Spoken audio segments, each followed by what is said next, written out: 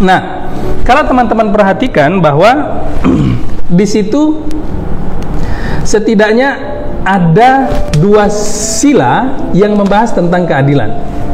Selama ini mungkin kita hanya kepikiran yang kelima, sila kelima, keadilan sosial bagi seluruh rakyat Indonesia.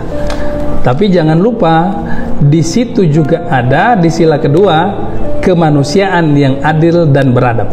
Jadi ada 2 sila di dalam Pancasila, teman-teman, yang menyebutkan tentang keadilan di dalamnya. Nah, apakah ada perbedaan ketika berbicara keadilan dalam konteks sila kedua dengan pada sila yang kelima? Lingkup sila kedua dengan kelima memang sangat jauh, teman-teman sekalian.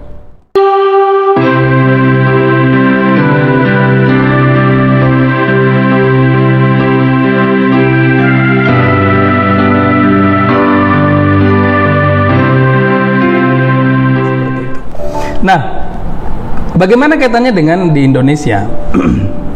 Di Indonesia, teman-teman sekalian, Indonesia kalau kita bicara tentang keadilan, saya tidak akan bicara secara regulasi, peraturan dan yang lain-lain ya, teman-teman, karena itu sesuatu yang sangat kompleks. Tetapi kita akan berbicara secara norma, khususnya dalam konteks Pancasila misalnya. Pancasila kita kenal adalah sumber dari segala sumber hukum di Indonesia.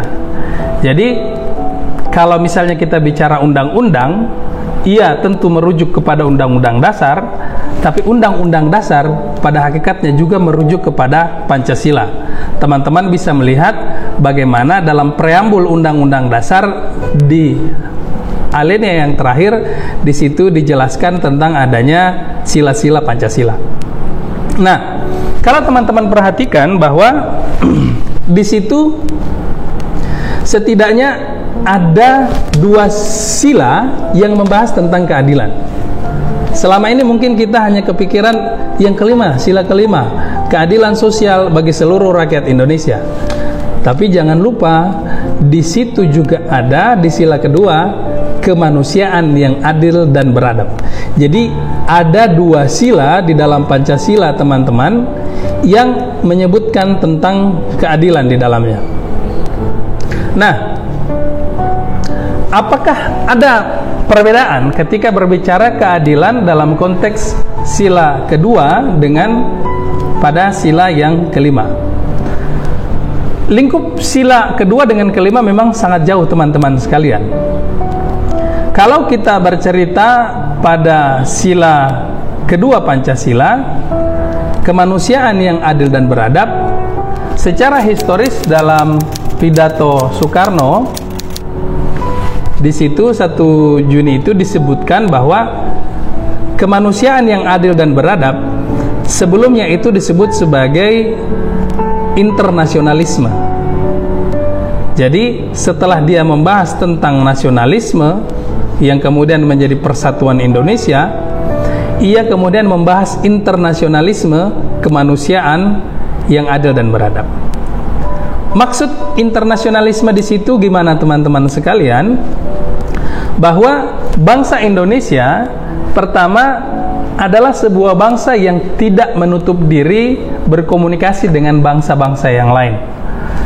Sebab jika itu yang dilakukan, maka bangsa Indonesia nanti akan menjadi sebuah bangsa yang merasa besar sendiri, merasa hebat sendiri, yang pada akhirnya terjadi permusuhan antara bangsa kita dengan bangsa-bangsa yang lain.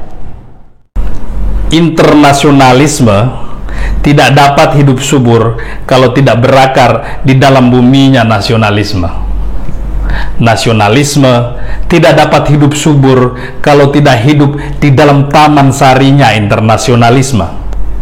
Jadi 2 hal ini, saudara-saudara, prinsip 1 dan prinsip 2 yang pertama-tama saya usulkan. Nah, kita dalam berkomunikasi dan berhubungan dengan bangsa-bangsa yang lain, teman-teman, syaratnya terutama 1, yakni bahwa bangsa tersebut adalah bangsa yang juga menghargai kemanusiaan.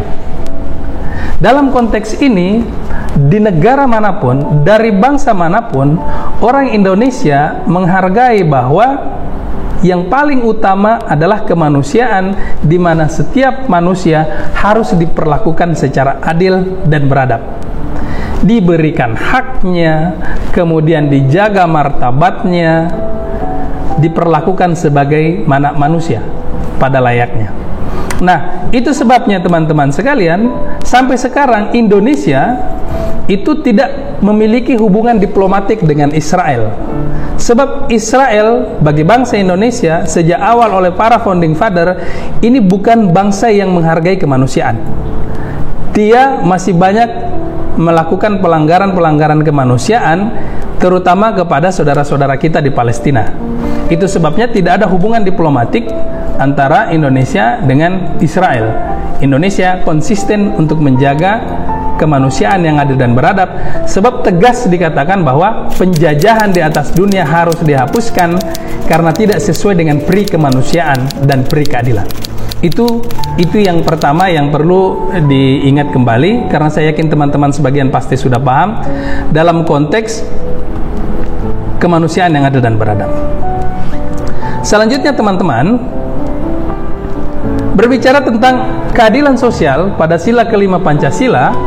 Keadilan sosial ini yang dibicarakan itu sesungguhnya adalah keadilan dalam konteks ekonomi. Lingkupnya pun adalah keadilan sosial bagi seluruh rakyat Indonesia. Konteksnya dia berbicara pada Indonesia saja. Nah, kalau teman-teman perhatikan, demokrasi di Indonesia selama ini yang kita populer ingat, kalau bicara demokrasi konotasinya pasti selalu politik. Padahal demokrasi tidak melulu politik, teman-teman. Demokrasi juga meliputi persoalan ekonomi. Sehingga sebenarnya ada dua demokrasi, demokrasi politik dan demokrasi ekonomi. Kalau kita bicara demokrasi politik, itu ada pada sila keempat, kerakyatan yang dipimpin oleh hikmat kebijaksanaan dalam permusyawaratan perwakilan. Tetapi kalau kita bicara demokrasi ekonomi inilah yang kita kemudian berbicara tentang keadilan sosial bagi seluruh rakyat Indonesia. Jadi sekalipun di situ dikatakan keadilan sosial, konteks sesungguhnya adalah lebih dekat pada persoalan kesejahteraan ekonomi. Apa yang menjadi pembeda teman-teman sekalian? Bahwa pada demokrasi ekonomi atau pada keadilan sosial bagi seluruh rakyat Indonesia, di sini justru ada keberpihakan kepada rakyat Indonesia. Artinya bagaimana? Indonesia lebih memprioritaskan rakyatnya, lebih mengutamakan rakyatnya dibandingkan orang asing yang masuk ke Indonesia. Perlakuannya tidak akan sama persis antara pengusaha-pengusaha kecil yang ada di Indonesia dengan perusahaan-perusahaan multinational company yang masuk di Indonesia. Akan lebih diprioritaskan, lebih diutamakan, lebih dimaksimalkan untuk membantu mereka. Kalau sekarang kita mungkin lebih mengenalnya sebagai UMKM, usaha mikro kecil dan menengah. Ini lebih diprioritaskan dan itu seharusnya menjadi amanat undang-undang. Nah, teman-teman sekalian, ini bingkai ketika kita berbicara dalam konteks keadilan. Pertama tadi secara global, ketika kita bicara ide dasar keadilan. Kemudian yang kedua, kita berbicara tentang idealnya di Indonesia.